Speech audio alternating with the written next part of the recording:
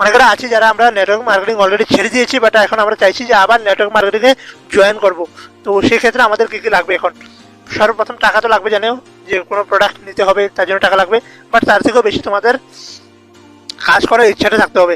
ইচ্ছে থাকতে হবে, মানে এটা নয় যে আজকে জয়েন করেছি বাস 3 মাস পরে ইচ্ছে শেষ হয়ে গেছে আবার ছেড়ে দেবো, এরকম বলছি না। আমি বলতে চাইছি ইচ্ছে ইচ্ছে থাকতে হবে, মানে তোমাদের কাজ করে ইচ্ছে থাকতে হবে। চাই তোমাদের কাজ হচ্ছে না হচ্ছে, তোমরা 1 থেকে 2 বছর সেই কাজটাকে দেবে প্রপারলি, কনসিস্টেন্টলি। দ্বিতীয়ত, তোমাদের একটা প্রপার সিস্টেম থাকতে হবে, ঠিক আছে?